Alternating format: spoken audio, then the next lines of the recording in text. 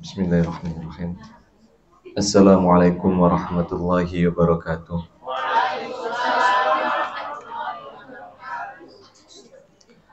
Silakan dibuka juz 30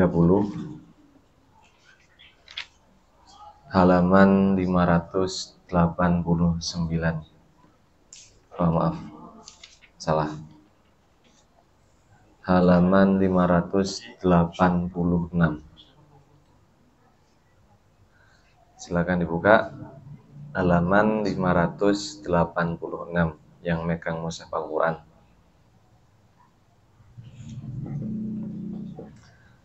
Surah At-Takwir juz 30 surah ke-81.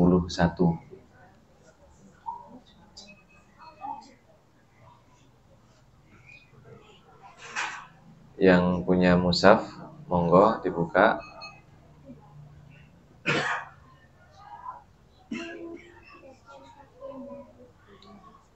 Minta tolong pintunya ditutup secara rapat.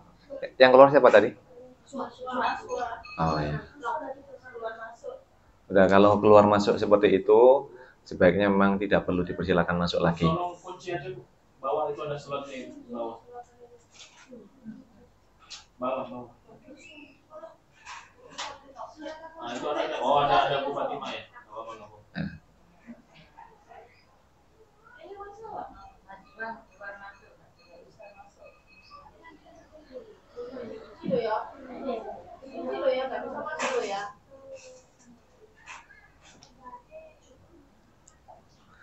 Baik, silakan dibuka halaman 587. Kita baca bersama-sama. Maaf, saya baca Arabnya. Teman-teman, ibu-ibu, bapak-bapak, mas-mas, dibaca terjemahannya di dalam batin atau dibaca lirih.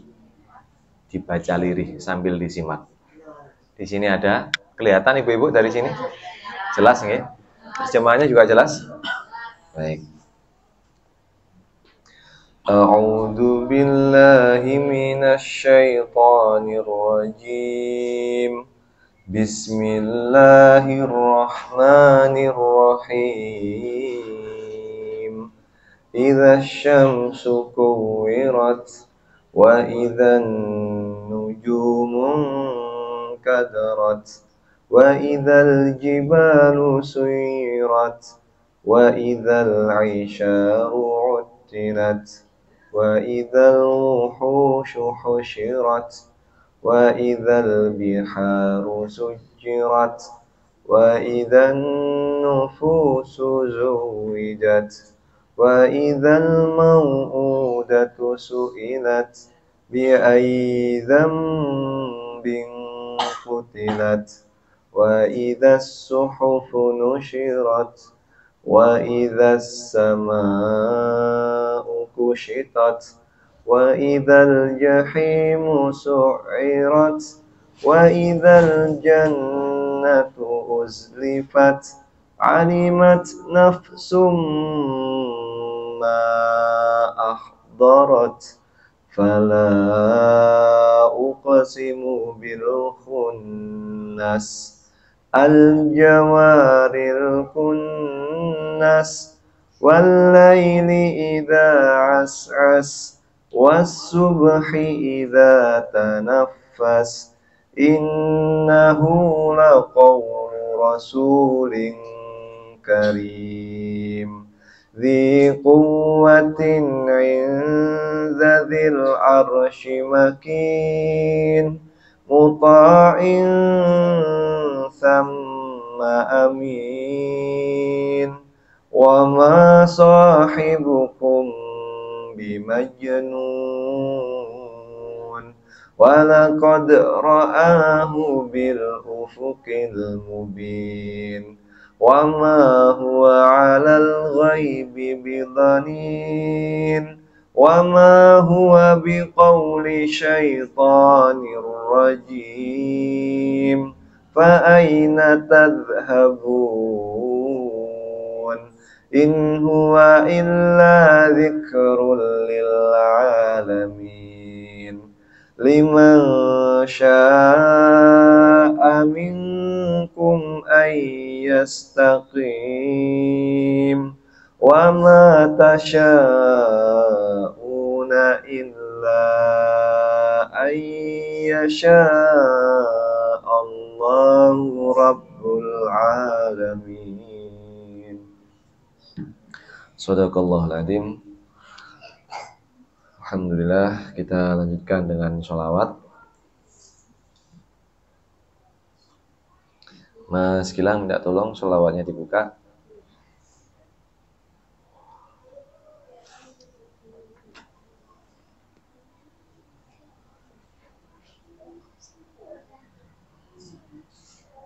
Insya Allah cuman sampai ini ya, 2 baris atas ke bawah, nggak semuanya.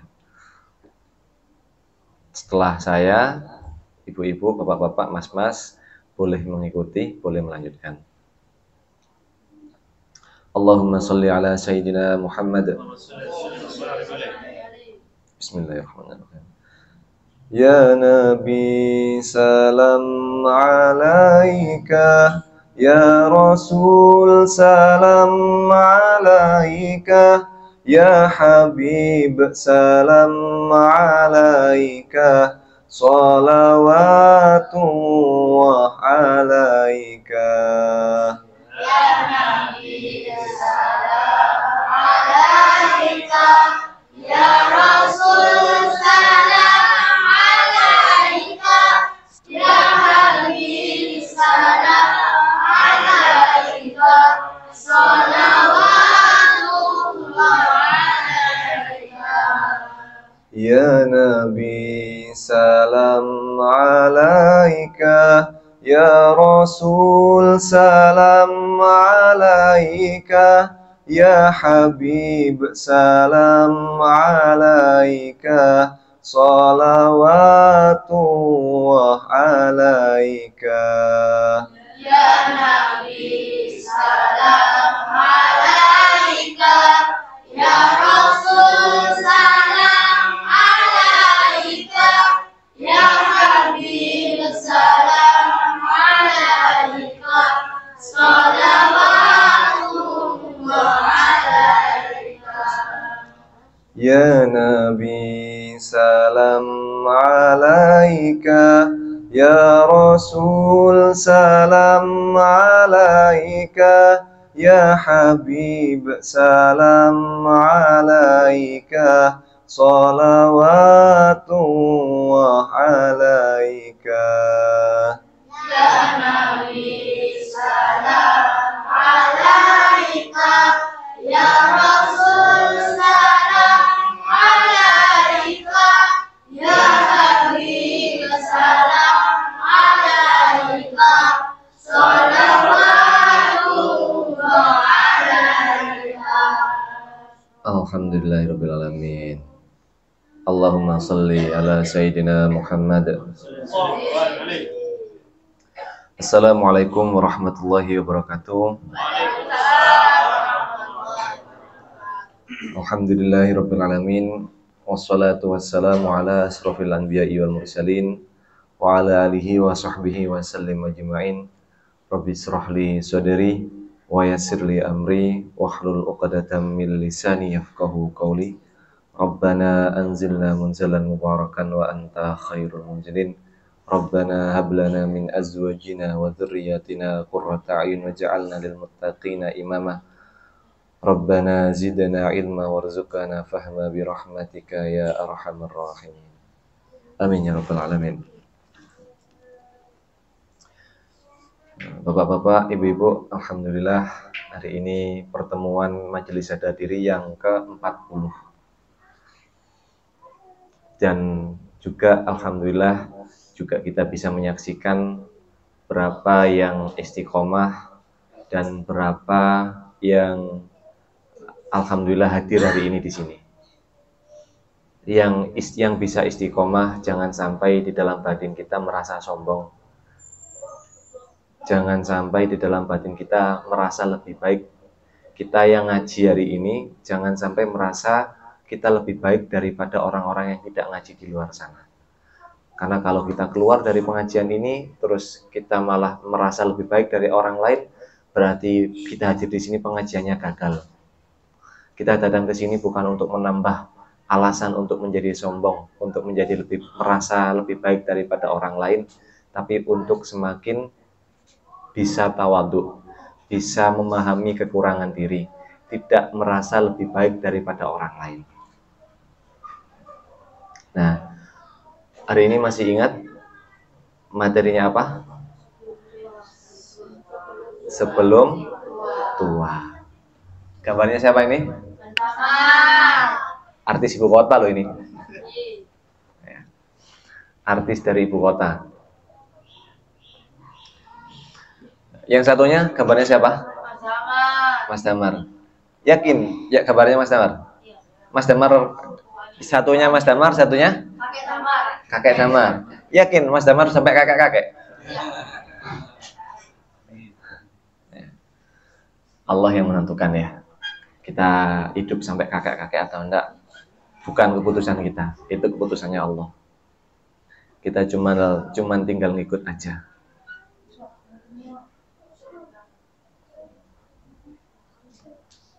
Naswa, kembali. Mau di dalam atau di luar? Keluar lagi, tidak boleh masuk. Ya. Tolong ibu-ibu dikondisikan juga, dibantu mengondisikan.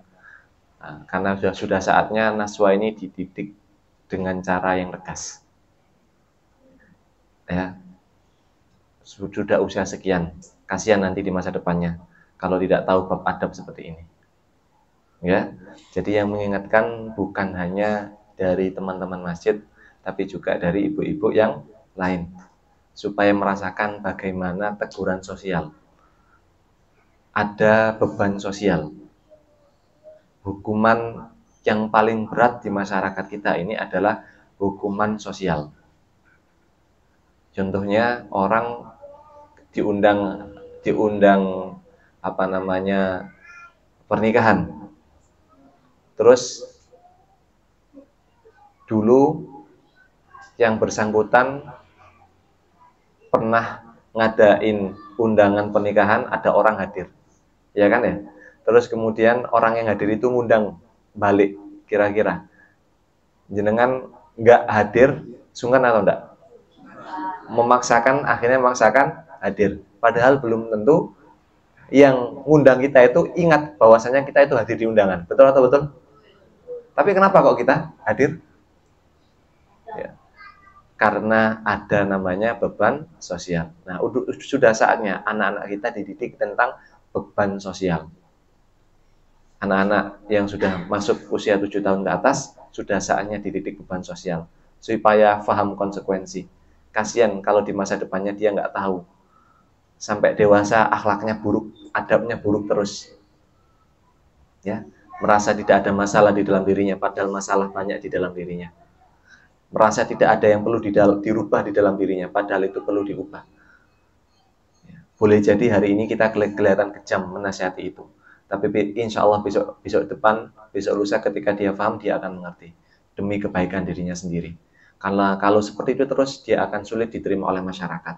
Kasihan. Ya. Ketika dewasa, adabnya masih seperti itu, akan sulit diterima oleh masyarakat. Sama anak-anak kita pun juga gitu. Ketika anak-anak kita adabnya kurang bagus, boleh jadi hari ini kelihatan lucu, kelihatan bagus, tapi tinggal menunggu waktu, dia akan sulit diterima oleh masyarakat. Dan itu sebenarnya sama saja menghancurkan dirinya sendiri. Jangan sampai. Maka perhatikan adab anak-anak kita, murid-murid kita. Ya. Baik, kita lanjutkan tentang ketika semakin bertambah usia atau bertambah tua. Ini gambarnya, gambar sebelah sana adalah orang muda, sebelah sana orang tua, meskipun orang yang sama. Efek aplikasi. Namanya AI ya? Apa namanya? Singkatannya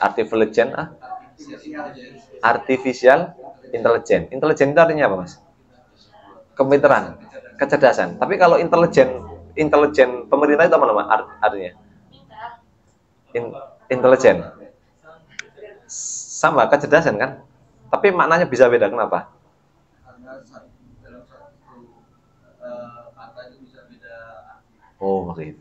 Siap. Tergantung bahasanya. Siap. Baik. Ketika semakin bertambah usia, ibu-ibu, bapak-bapak, mas-mas, adik-adik juga demikian. Jangan sampai kita menjadi tua tanpa memahami hal-hal ini. Setiap hari kita pasti tambah tua.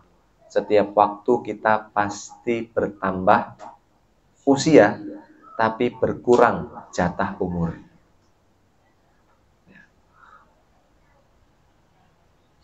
Jangan sampai usia kita bertambah menjadi tua, tapi kita tidak memiliki ilmu menjadi orang tua. Tidak memiliki ilmu bagaimana ketika kita menjadi tua, sibuk apa dan kita ngapain. Na'udzubillah min dzalik. Maka yang pertama kali diilmui dulu kolbunya. Ini masalah kolbu, Pak Bu.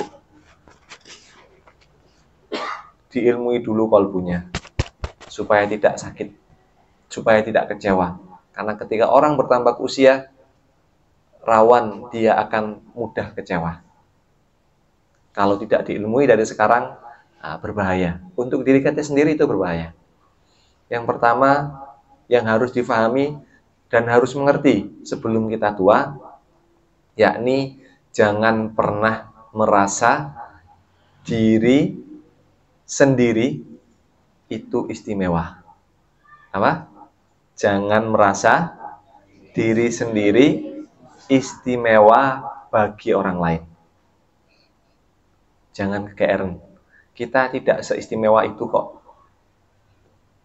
Suami kepada istrinya. Anda nggak seistimewa itu di hadapan istri. Istri kepada suaminya, Anda tidak seistimewa itu di hadapan suami. Kenapa kok saya bilang demikian? Anda sebagai orang tua, Anda tidak seistimewa yang Anda bayangkan di hadapan anak. Anak di hadapan orang tua pun juga sama. Tidak seistimewa itu yang dibayangkan oleh anak. Kenapa kok saya bilang demikian? Ini penting supaya tidak kecewa. Anda ketika menjadi, semisal menjadi seorang suami, oh aku ini kan istimewa bagi istriku. Anda otomatis ketika menganggap diri Anda ini istimewa bagi orang lain, Anda otomatis mengharapkan sang orang tersebut memberikan pelayanan sesuai ekspektasi kita. Betul atau betul? Oh, aku ini ustadz kok. Aku ini kiai. Ngisi pengajian, ya, ngisi pengajian harus karpet merah, ibaratnya ya. Harus harus saling molak-walik semisal. Kalau bisa saldo-saldo. Ketika seorang merasa dirinya istimewa bagi orang lain, itu berbahaya untuk diri sendiri. Kita nggak seistimewa itu bagi orang lain. Gimana pun, apapun urusannya, ujung-ujungnya, orang lain itu lebih penting untuk dirinya sendiri daripada orang lain. Ujung-ujungnya itu. Bukan suudzon, tapi kita ini lebih penting masuk surga daripada orang lain atau enggak? Kita rebutan masuk surga kan? Rebutan masuk surga. Jadi jangan merasa diri kita ini lebih penting daripada orang lain di mata orang lain. Supaya nggak apa? Supaya nggak mudah kecewa. Supaya nggak mudah dikecewakan. Anda merasa suami Anda mengistimewakan Anda. Terus pulang berharap suaminya, oh ya Allah sayangku re. Setiap hari dapat pelukan, setiap hari dapat senyuman, setiap hari dapat pundak untuk bersandar, setiap hari dapat belayan kasih sayang dari suami. Nah, itu ekspektasi Anda terlalu tinggi, sama kayak suami. Merasa dirinya istimewa. Oh, aku setiap kali datang disambut istriku dengan senyum mempesona, dengan aroma melati semisal. Dengan aroma yang istimewa, dengan suguhan pilihan, mau capcay, cap gomeh, pizza, spaghetti, bolognese, wagyu tenderloin. Ya. Ternyata ketika buka pintu, dilihat istrinya wes mau ini. Ya. Jangan GR, supaya kita tidak mudah kecewa. Jangan merasa diri kita ini istimewa bagi orang lain, termasuk dengan pasangan sendiri. Karena ketika kita sudah merasa istimewa bagi orang lain, naudzubillah min dzalik, ujung-ujungnya yang panen kekecewaan adalah diri sendiri. Yang salah siapa? Yang salah bukan orang lain, diri kita sendiri. Kadang terlalu berekspektasi. Karena ada masanya. Jadi teman-teman, bapak-bapak, ibu-ibu, ada masanya seorang orang yang kita anggap mengistimewakan kita, ada masanya tidak bisa memenuhi ekspektasi kita. Entah karena kesibukannya, entah karena halangan-halangan yang lain, entah karena kesulitan hidupnya, dan lain-lain.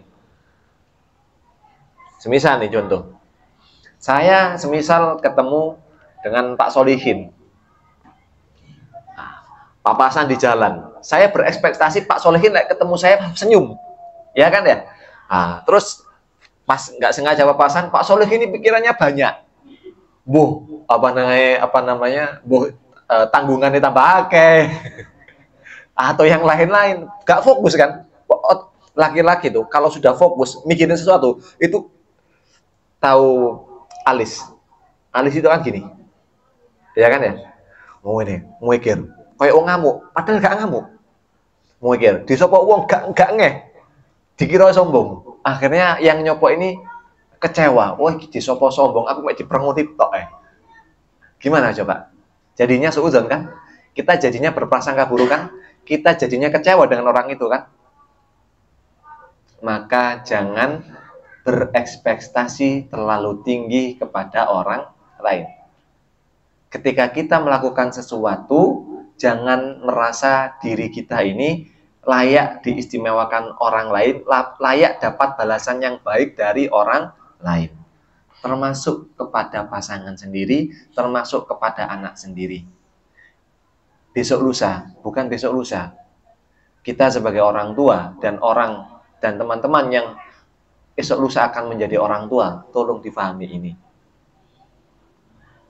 Jangan ketika kita berbuat baik mendidik istri kita, mendidik anak kita, atau ibu mendidik anaknya, atau ibu melayani suaminya, jangan berharap orang itu akan memberikan timpal kebaikan, balasan yang baik. Udah, lakukan, lupakan. Rumusnya adalah 2L, lakukan, lupakan. Karena kalau nggak gitu Pak Bu, banyak kecewaannya kita ini. Kita merasa diri kita ini udah banyak jasa, kadang itu kayak gitu. Tapi balasan orang lain yang kita bantu kadang tidak sesuai ekspektasi. Gak ada ucapan terima kasih, gak ada ini, gak ada itu. Akhirnya kita jadi menyesal. Ujungnya kita jadi dendam. Ujungnya kita jadinya marah. Ujungnya kita jadi, orang ini dua masalah apa mbak aku? Kok mor-morongnya ini ya Reki? Padahal gak ngono. Padahal dia itu kakek-kakek pikiran. Gitu. Memang banyak masalah. Jadi nanti mohon maaf nih, kalau semisal suatu waktu saya ketemu jenengan, terus saya gak ngeh, gak nyapa, iki lho gak ilang sampai aku. Padahal aku setiap hari ketika majelis sadar diri setiap hari datang saya. Kok gak ingat aku ini. Jadi mohon maaf Bapak-bapak, Ibu-ibu nih, saya tidak bisa memenuhi ekspektasi Anda. Jadi saya sampaikan sejak awal, mohon maaf. Bisa jadi entah itu saya sedang fokus yang lain, entah itu saya nggak ngeh. Ya, pernah suatu ketika Pak Bu, ada orang sudah ada di masjid pemuda, tapi yang bersangkutan tanya, Mas, masjid pemuda itu mana? Loh, saya langsung keceklan kepala. Loh, jenengan kan sekarang ada di masjid pemuda. Oh, ini masjid pemuda. Jadi, ya, jangan merasa diri kita ini istimewa ya. Itu benar-benar hati-hati banget. Rawan kita nanti akan kecewa dengan orang tua kita. Berharap orang tua kita selalu bisa memenuhi ekspektasi kita. memenuhi harapan kita, dapat perhatian full 100%. Tidak seperti itu cara kerja dunia, teman-teman. Ya. Bagi anak-anak, bagi teman-teman yang hari ini alhamdulillah masih dikaruniai orang tua yang masih hidup, ya, bersyukurlah dengan segala keadaan yang ada. Boleh jadi Anda merasa orang tua Anda nggak adil. Ya. Boleh jadi Anda merasa orang tua Anda nggak adil. Tapi faktanya teman-teman, ada orang yang lebih menderita daripada Anda. Di sisi lain, banyak anak-anak yang merasa orang tuanya nggak adil. Di sisi lain, ada anak-anak yang berharap bahkan sekedar bisa ketemu orang tuanya aja udah senang. Anda di luar sana Pak Bu, ada anak-anak yatim, ya,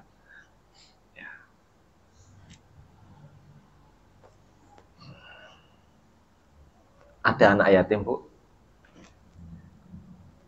usia 2 tahun, ditinggal oleh orang tuanya, meninggal, 8 bersaudara. Ya, bapaknya itu dulu ketika bapaknya itu meninggal ketika dirinya kelas 2 SD. Dia punya 8 saudara. Cara mendidik bapaknya memang keras Pak Bu. Tegas, keras, nggak tanggung-tanggung mukul. Mukul pakai selang. Selang tahu semprotan air Bu di depan itu. Nah, selang zaman sekarang itu kan tipis-tipis ya, lembut-lembut. Selang zaman dulu Bu rasanya tebel. Nah, itu kalau digebukin bisa-bisa beset berdarah. Tapi sekejam itu Pak Bu seorang bapak mendidik anaknya itu demi kebaikan anaknya. Ya, maka bersyukurlah anak itu tadi, ya, alhamdulillah tetap Allah karuniakan rasa kasih dan sayang kepada bapaknya. Padahal sekejam itu. Kalau menurut anak zaman sekarang mungkin sekejam itu. Yang bahkan sampai dia usia dewasa, kadang dia masih sampai ke bawah mimpi. Mimpi tentang bapaknya, nangis Pak Bu. Maka hari ini teman-teman yang dikaruniai orang tua yang lengkap, apapun keadaan Anda, disyukuri. Boleh jadi orang tua Anda tidak sesuai ekspektasi Anda. Tidak seganteng yang Anda bayangkan. Tidak seganteng opa-opa Korea. Tidak secantik, kalau perempuan Korea itu namanya apa? Apa? Kan opa-opa laki-laki. Kalau perempuan itu apa? Upi-upi. Nah, upi-upi tak putusi dewi pokoknya. Upi-upi. Upi-upi Korea. Kan yang jawab ya, putusi dewi ketuan. Jadi upi-upi Korea. Tidak secantik upi-upi Korea. Jadi tetap bersyukur Pak Bu. Dengan segala keadaan orang tua Anda. Terima itu. Syukuri itu. Karena di luar sana banyak orang yang bahkan dapat kasih sayang meskipun gak adil loh Kak Popo. Yang penting bisa ngelihat orang tuanya. Anak yatim Bu. Ada anak yatim. Ya, anak yatim. Jadi anak yatim ini ketika Jumatan, karena laki-laki ya, ketika Jumatan dia sholat, di depannya ada bapak, ada anak ya. Ada bapak, ada anak, sholat Jumat bersama, di belakangnya ada anak yatim. Anak yatim melihat itu aja nangis Bu, terisak-isak nangisnya, sampai pulang masih nangis melihat itu ya. Nggak semua orang dapat kasih sayang seperti itu. Apalagi anak yang ditinggalkan orang tuanya di usia masih kecil. Maka itulah kenapa Rasulullah begitu menyayangi anak yatim. Itulah kenapa Rasulullah sangat menyayangi anak yatim. Jadi kalau ada di dekat Anda anak-anak yatim, ya, perlakukan dengan baik Pak Bu. Tegur, nasihati. Wong yang bukan yatim saja, kita menegurnya wajib pakai adab. Apalagi yang yatim. Oh, itu luar biasa. Ujian bagi ibunya juga luar biasa. Kenapa kok saya tahu? Ya, karena saya pengalaman jadi anak yatim. 8 ya akhirnya keceplosan. Astagfirullah. Ya. Ya. Jadi untuk yang anak jangan merasa diri kita ini istimewa sehingga kita tidak kecewa. Untuk orang tua jangan merasa diri Anda itu istimewa bagi orang tua Anda, bagi anak Anda. Sehingga nanti jatuhnya apa? Nanti jatuhnya minta diservis sama orang tuanya, artinya minta dilayani oleh orang tuanya sesuai ekspektasi orang tuanya, sesuai ekspektasi orang tua kepada anak. Kan banyak toh kasus orang tua ketika udah tua baperan kepada anaknya, gara-gara merasa anaknya tidak sayang kepada orang tuanya, anaknya tidak berbakti, anaknya sukanya nyenggrang, anaknya nggak beradab kepada orang tuanya. Banyak kan yang merasa seperti itu. Terus anaknya lupa kacang, lupa kulitnya. Banyak orang tua yang merasa kayak gitu kan? Ya, itu karena berharap diistimewakan oleh orang lain. Udah, kalau mau lakukan sesuatu yang baik-baik, lakukan, lupakan. Dia balas kita baik atau enggak, bukan urusan kita. Udah, sesederhana itu aja. Sehingga kita nggak mudah baperan, sehingga kita nggak punya penyakit qalbu.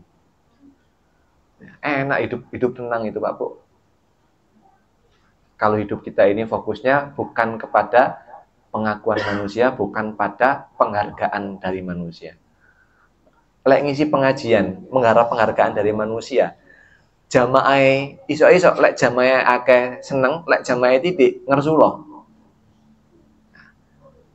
Ustadz-ustadz yang hari ini istiqomah tetap ngisi pengajian jamaah sedikit atau banyak, itu Masya Allah.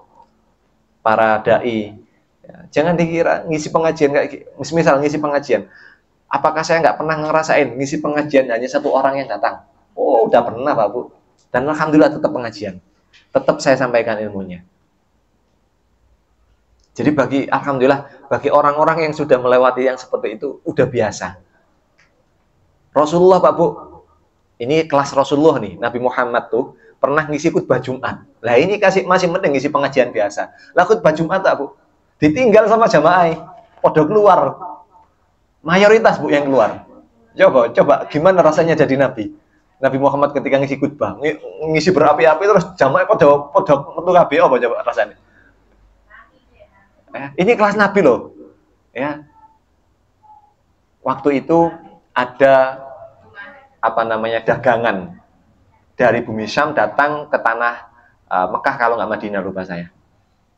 Terus para sahabat itu, wah ini ono dagangan teko ini, wah ini kula murah ini, pompo murah ini, podo metu Jumatan.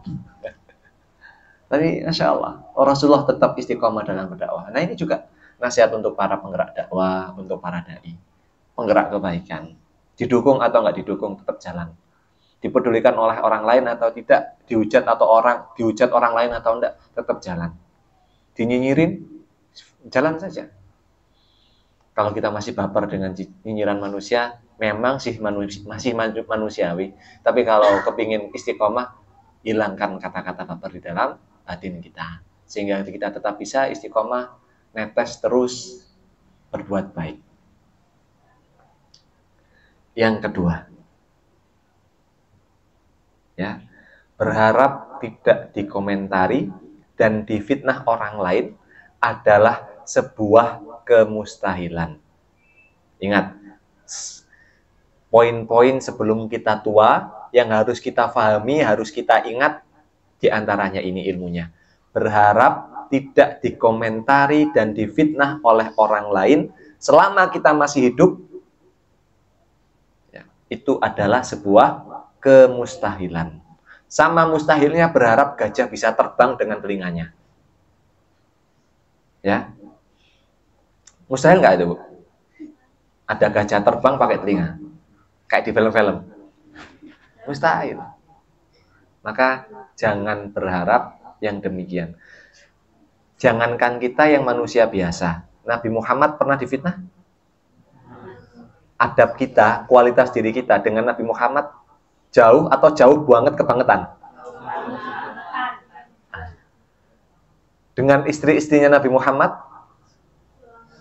jauh atau jauhnya kebangetan? Itu Bu, istri-istrinya Nabi itu juga difitnah. Nabi Muhammad juga difitnah. Nah, bukan hanya Nabi Muhammad. Anda tahu, jenengan tahu Nabi Isa? Nabi Isa itu difitnah jadi Tuhan. Ya. Sekelas Nabi, Pak Bu, difitnah. Sekelas Rasul difitnah.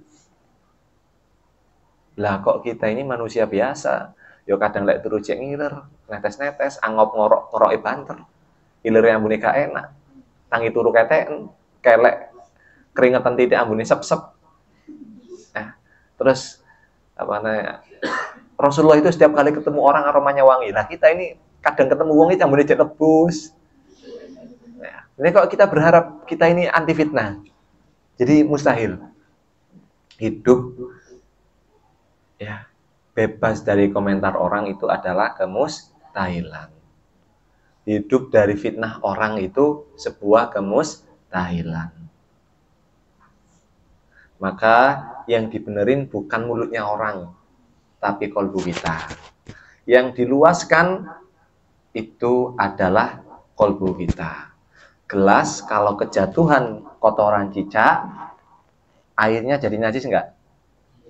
Najis, karena segelas. Tapi kalau lautan, meskipun kejatuhan bangkai dinosaurus, enggak ada dinosaurus, paus ya. Kalau kejatuhan bangkai paus 1000 ekor, suci enggak? Tetap suci, Pak Bu. Kejatuhan gajah 1000 ekor, 10.000 ekor, suci enggak? Tetap suci. Maka yang diluaskan adalah samudra kolbunya, bukan tetap pakai samudra wadah gelas. Luaskan. Sehingga ketika wis tak Bu pasti. Jenengan siapa di sini yang tidak pernah merasakan dikomentari orang? Angkat tangan. Hampir semua, insya Allah semua, Pak Bu. Mustahil kita hidup nggak dikomentari orang, itu mustahil. Jadi jangan sibuk menderin mulutnya orang. Jangan sibuk klarifikasi gini-gini, nggak penting.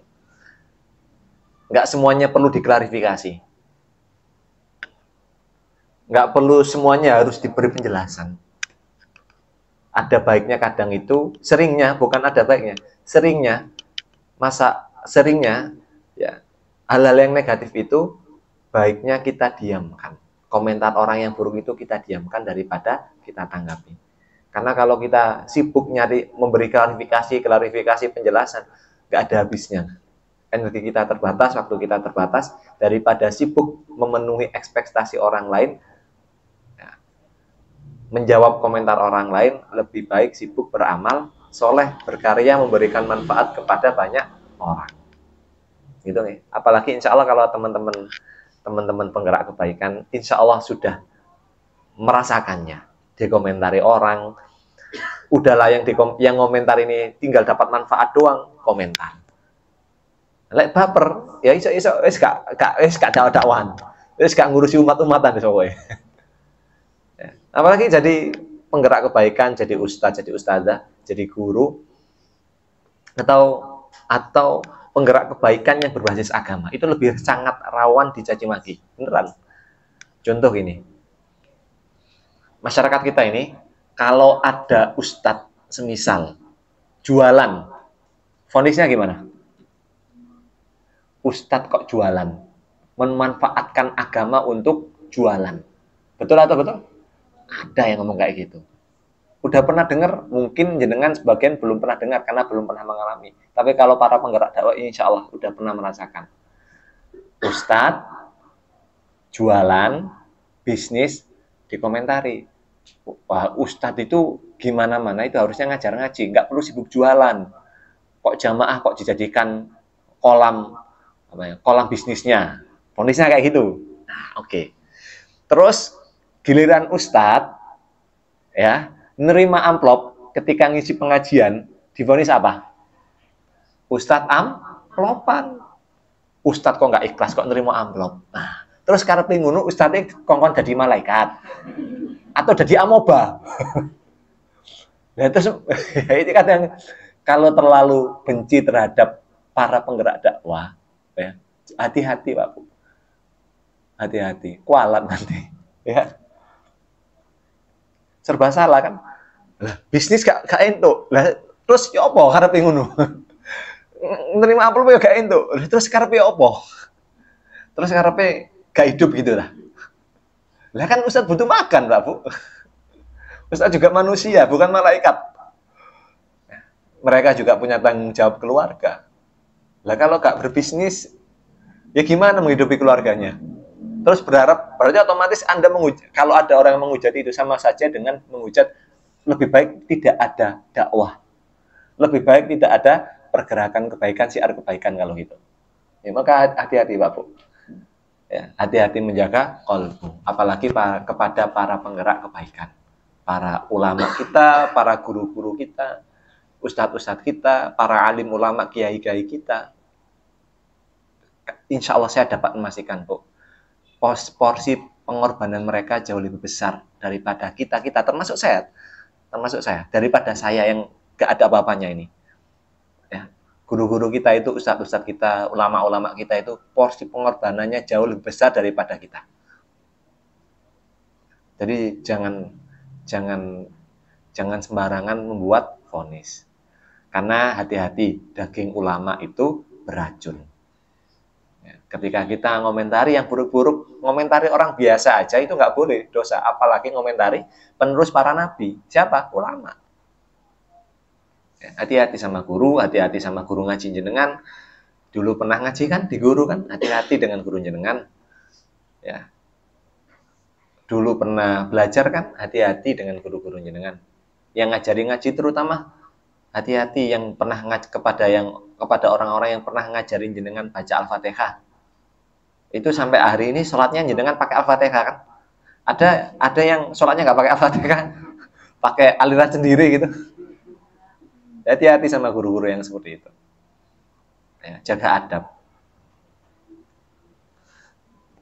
Anda punya anak dititipkan anaknya disetorkan kepada guru itu.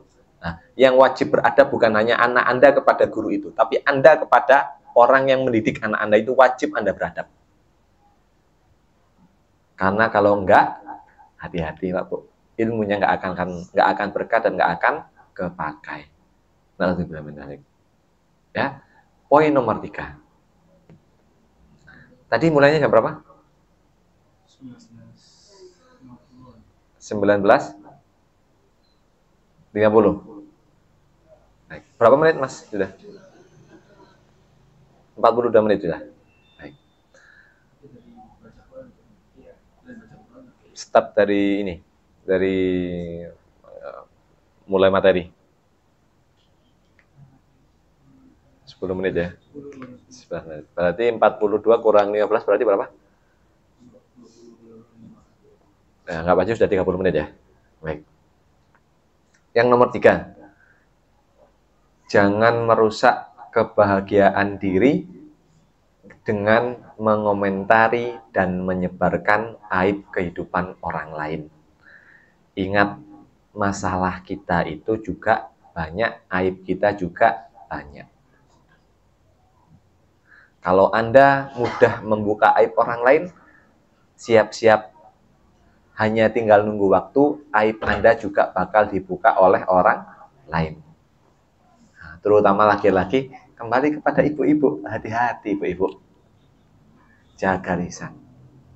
Nah, ada orang, kita nggak tahu kondisi keluarganya. Ini ada Fulan, Pak Toha, istrinya 3. Gimana komentarnya kira-kira? Wah, kemana-mana itu. Kita nggak tahu kehidupannya. Kita komentari. Ada keluarga bercerai. Oke, langsung kita komentar. Iku padahal nggak tahu itu benar atau enggak. Langsung dibuka aibnya. Ini soalnya kayak turun ngentutan. Bojone gak kerasan gara-gara setiap hari dientuti ya. Ini permisalan. Anda buka aib seperti itu. Udahlah. Keluarga orang lain bukan urusan Anda. Nggak perlu ikut campur, nggak perlu ingin tahu, nggak perlu ngomentarin. Ya. Dan juga kalau buka aib diri sendiri saja itu dosa, apalagi buka aib orang lain. Mengomentari kekurangan orang lain yang tujuannya bukan untuk mengevaluasi, memperbaiki, menasihati. Hanya untuk menjadi bahan gibah. Itu sama saja dengan hanya menambah porsi ketidakbahagiaan di dalam diri Anda. Semisal nih, ibu-ibu habis dengerin, semisal ibu-ibu belanja di Melicu. Ada teman pleknya, ada teman plek leket kental, bestie, apalagi leket kental, bestie, friendship, dan lain-lain. Nah, ketemu, ngobrol, si temannya itu mengatakan tentang kekurangan atau tentang aib orang lain. Ibu-ibu kalau ikut menyimak, mendengarkan, nah, itu bahaya. Lebih baik dialihkan pembicaraan yang lain. Diarahkan saja. Wah, ngerti ya? Kan gitu. Ngerti ya? Wing gini. Kan tangannya biasanya gini ya. Kok tahu? Biasanya delok soalnya. Ya, kadang saya belanja kebutuhan, kadang yang seringnya seringnya saya juga ikut belanja kan. Beli telo untuk anak saya. Kalau pagi kan sarapan telo biasanya. Ya. Nah, hati-hati ibu-ibu ya. Karena tanpa terasa lisan ini naudzubillah min dzalik, bahaya banget. Bahaya banget, beneran bahaya. Jangan mudah ngomentari aib orang lain, kekurangan orang lain, keluarga orang lain. Ada orang sedang berantem dikomentari. Oh, itu soalnya gara-gara istrine kak iki gak tawaduk sama suaminya. Oh, itu soalnya suaminya senengane ngopi ae. Ya, jarang ketemu ambek bojoe, gak tahu diparani bojoe. Wah, senengane dolen. Wah, toko-toko sing ditakoki buduk bojoe, sing ditakoki alat pancinge. Betul atau enggak, Bu? Ya. Hati-hati, jaga lisan. Naudzubillah min dzalik. Yang keempat. Nah, yang keempat ini ada video keren. Mas Gilang enggak tolong.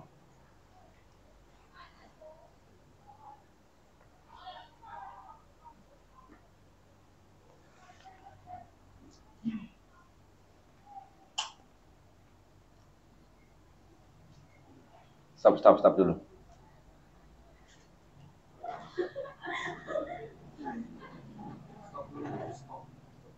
Dibalik dari awal, suaranya nggak kedengeran.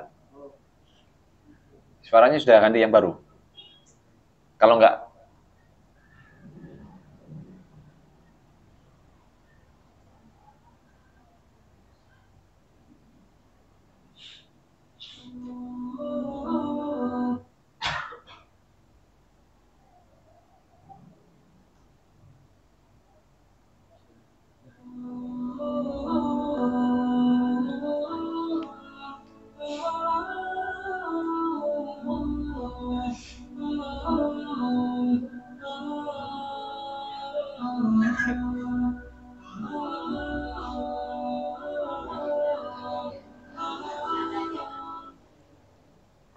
paham? Paham ibu-ibu? Bapak-bapak paham? Nah, jangan bercandain teman kalau diri sendiri nggak mau dibercandain. Dan jangan berteman dengan orang-orang model kayak gini. Suka bercandain orang tapi nggak mau dipercandain temannya. Ojo. Bener-bener. Ini. Oh ini.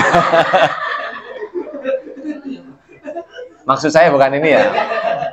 Ini orang ganteng dari Jakarta ini. Maksud saya video yang tadi. Ya. Jangan bergaul dengan orang yang suka bercandain orang lain tapi dibercandain nggak mau. Ada orang kayak gitu? Banyak. Jadi udah, itu kalau bahasa anak sekarang itu namanya apa? Toksik ya. Toksik. Tulisannya TOXIC. Toxic. Nah. Saya sebenarnya lebih nyaman toxic. Indonesia. You understand? Bisa yang ngerti. I cannot speak in English. I'm sorry ya. Nah,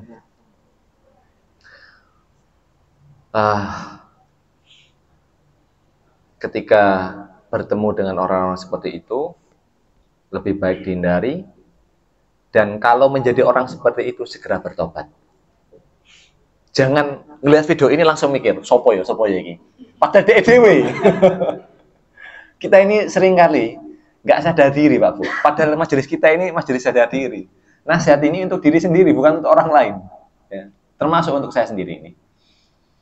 Ya. Semoga juga bermanfaat untuk yang duduk di sini hari ini. Ayo jadi pribadi yang lebih baik. Apa yang kita bahas sampai hari ini, Pak Bu, majelis sadar diri ini adalah hal-hal yang remeh-temeh sebenarnya bagi masyarakat kita. Nggak akan muncul di film-film box office, nggak akan muncul di film-film apa yang namanya sinetron itu. Paling dibahas kalau sinetron kan masalah ditinggal kawin, ditinggal selingkuh, si suaminya sakit, dirawat ketika dirawat istrinya luar biasa, ketika berhasil diselingkuhin, terus tiba-tiba yang diceraikan istri pertama ketika diselingkuhin, kan muter gitu aja kan. Terus tiba-tiba si laki-laki ini sakit, jatuh miskin, ditinggal istri kedua, istri ketiga, ditinggal oleh selingkuhannya, terus kemudian bukan istri ketiga, tapi selingkuhannya. Jangan mengharamkan yang halal. Nah, terus kemudian minta balik kepada istri yang pertama, ya kan? Sering nonton?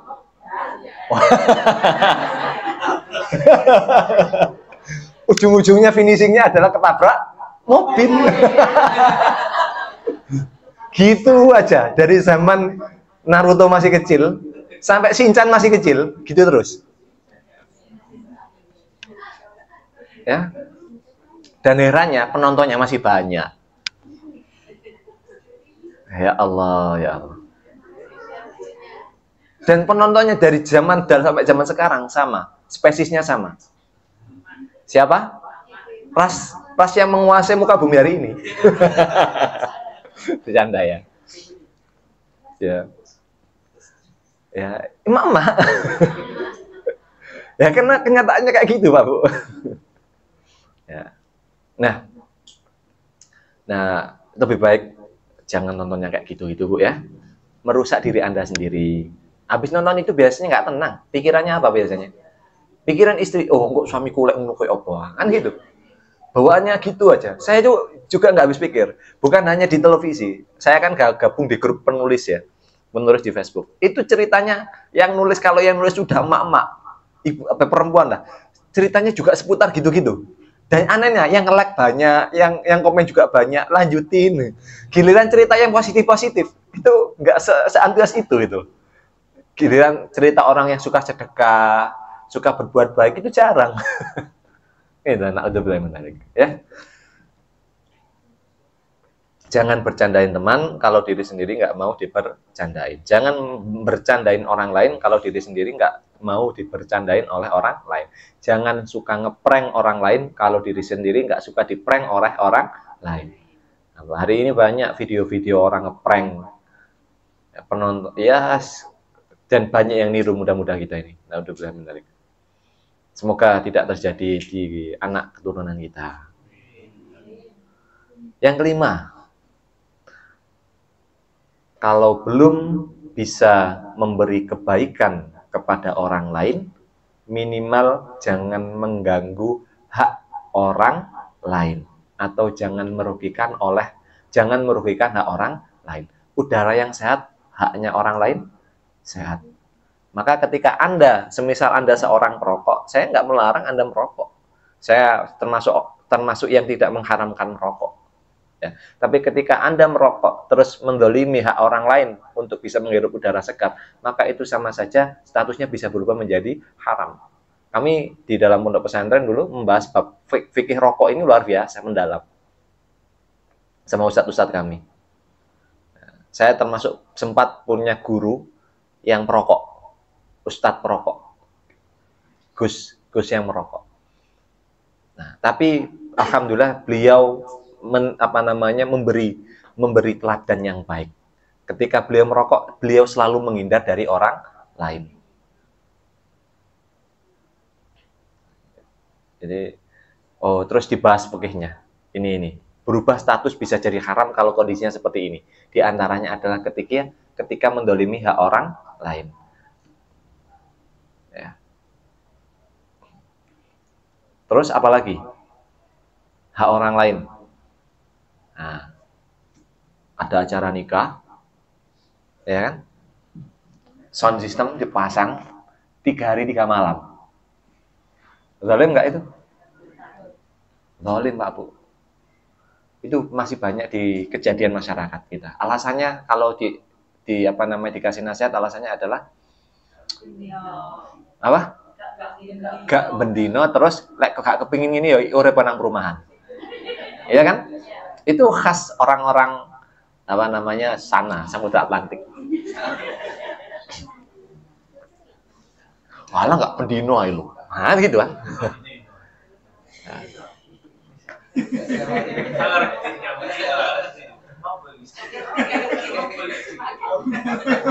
Tidak setiap hari. Sama kalau gitu, Jab. Saya juga nggak setiap hari, Bu, Pak, menasihati jenengan. Gitu ya. Jadi memang banyak sesuatu di masyarakat kita ini, masyarakat bukan masyarakat kita, masyarakat Samudra Atlantik, itu hal yang salah dianggap biasa. Hal yang benar dianggap masalah. Apa contohnya? Hal yang benar dianggap masalah. Apa? Nemu contoh? Nemu contoh apa? Contoh sederhana. Anda makan, terus kaki Anda mentingkrang kayak gini. Ya kan? Kira-kira dipaidu nggak? Apalagi di hadapan banyak orang. Dipaidu nggak? Dipaidu. Padahal kalau kita sejarah, kan kita telaah sunnahnya Nabi itu kalau makan, nah, begini ya. Kakinya motong orang kayak gini, Bapak. Tahu tujuannya apa? Terus makannya pakai tangan kanan gini. Terus ketika ini sudah terasa kenyang, perut sebelah sini ganti dipindah.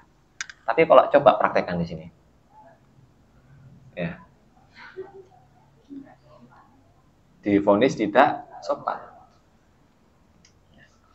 Nah, ada beberapa hal yang banyak sebenarnya kita ini sebenarnya banyak hal-hal yang itu tidak perlu dipermasalahkan, malah dipermasalahkan. Giliran yang sebenarnya masalah tidak dipermasalahkan. Naudzubillah min dzalik. Istri taat kepada suaminya. Taatnya luar biasa, berbakti luar biasa. Dikomentari, "Oh niku cocok udi-udi ambek wong lanang." Pernah dengar kayak gitu? Padahal istri berusaha taat, berusaha benar. Dan memang seharusnya seperti itu. Malah tapi diomongi setan. Setan ini bukan hanya kadang bentuk jin, tapi kadang juga bentuk manusia. "Oh niku cocok udi-udi ambek lananganmu." Kamu itu jangan takut-takut dengan lelakimu.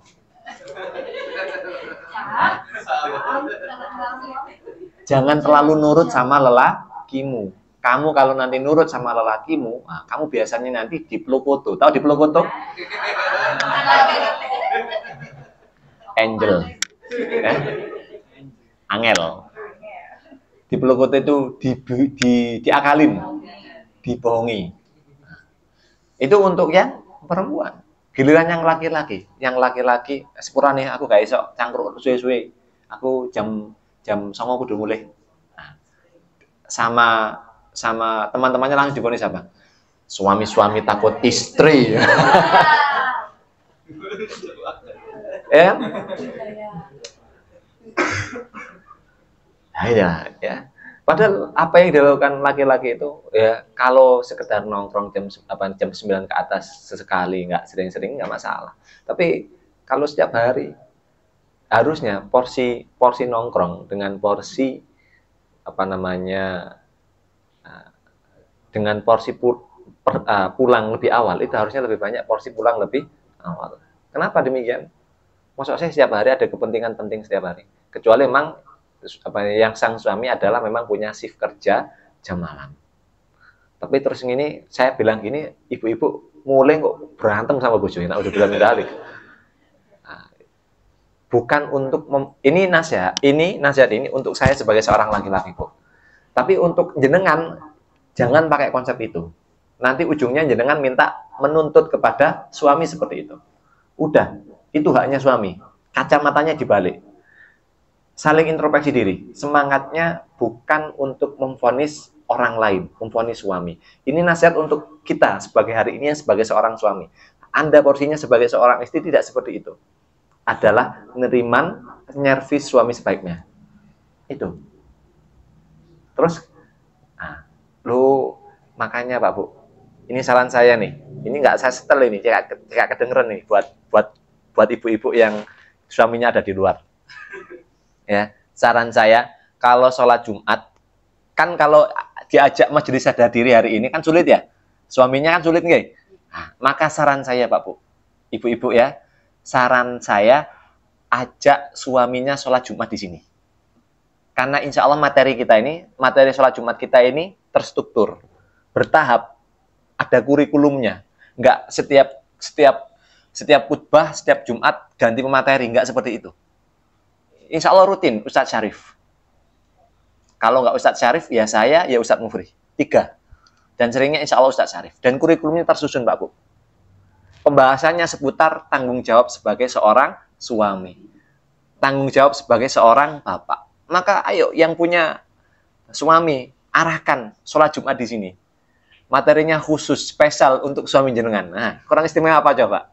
Karena kalau majelis sadar diri, pasti angel. Maka kalau Jumatan, insya Allah lebih mudah. Maka ayo didorong. Ya, makanya beruntung, beneran. Ibu-ibu yang punya suami, ya, ini harusnya para istri ikut ya. Beruntung insya Allah para istri yang punya suami marbot masjid muda. Insya Allah. Karena setiap subuh Pak Bu materinya tentang bagaimana memiliki tanggung jawab kepada keluarga. Seputar itu seringnya. Ujung-ujungnya seputar itu. Tanya Mas Maman. Sekecil-kecil Mas Maman ini dapat materi itu loh, bayangin. Jadi udah menyiapkan materi itu, sudah memiliki ilmunya gitu. Setiap hari subuh, Pak Bu. Setiap sholat subuh, habis sholat subuh, kita adain itu. Nah, tapi kalau setiap subuh kayaknya sulit. Bagi sebagian ibu-ibu mengondisikan suaminya, cukup sholat Jumatan dulu. Ketika sholat Jumat, halo ibu-ibu, halo, fokus ya, fokus. Nanti ngobrolnya nanti, ya. Ya. Jadi, sholat Jumat sangat saya rekomendasikan ibu-ibu mendorong suaminya untuk sholat Jumat di sini. Ya, caranya tapi ojo merintah. Suami diperintah ya malah belair nanti. Karena karakter seorang laki-laki itu tidak mau diperintah. Apalagi diperintah oleh istri. Maka cerita aja kebaikan. Pak, sholat Jumat nang masjid muda loh, ono makan gratis sih. Nah, contoh, Pak, sholat di masjid muda, ASEAN, enak nang jero. Lek kebagi sing nang jero sih. Makanya datang lebih awal. Pak, sholat Jumat di masjid muda itu, ini sandalnya rapi. Nah, insya Allah, di sini yang sudah pernah merasakan sholat Jumat di sini siapa? Oh, Pak Wido. Ya, gak takok rek. Ya, Pak Wido, Pak Solihin. Jangan udah, Pak? Oh, belum. Ya. Ya. Sandalnya rapi ya. Itu bisa jadi kan, loh, Pak, sholat di masjid muda. Insya Allah sandalnya dirapikan. Pulang itu sandal udah cepat tinggal make. Nggak nyari sandal, nggak molak-malik. Karena disediain. Kayak majelis sadar diri kan. Nah, yang nyediain berantakan dirapikan lagi sama teman-teman. Berantakan dirapikan lagi sama teman-teman. Ini kemarin saya koordinasi dengan Ustadz Syarif juga. Ustaz, ayo kita lebih terstruktur lagi materi sholat Jumatnya. Kita siapkan khusus materi untuk para suami supaya menjadi suami yang lebih bertanggung jawab, mengilmui, memiliki ilmu menjadi suami. Nah, itu. Jadi jenengan nggak perlu sibuk menuntut suami. Ya. Kemarin materinya masih ingat, oh itu kemarin belayar-belayar itu, Ustaz Syarif itu. Hargai istri Anda, hargai perempuan. Nah, Masya Allah. Jelek, Pak. Good. Ya. Tapi jenengan jangan sampai menuntut suami jenengan. Oh, Anda itu harus gini, Pak. Harus ini. Enggak. Fokusnya bukan itu untuk ibu-ibu. Fokusnya adalah memperbaiki diri. Menerima keadaan. Menghormati suami. Memenuhi hak-hak suami. Fokus itu. Dipedulikan atau enggak dipedulikan oleh suami, tetap berbuat baik kepada suami. Baik, semoga yang lumayan panjang ini bermanfaat untuk kita semua. Dan dibuka kesempatan untuk menjadi relawan Masjid Pemuda Panitia Idul Adha atau Kurban. Monggo nanti yang mau mendaftar, perempuan ada kuotanya, ya, laki-laki juga ada kuotanya. Silakan nanti menghubungi Ustadz Arul atau tim marfot yang lain sebelum kuotanya terpenuhi. Dan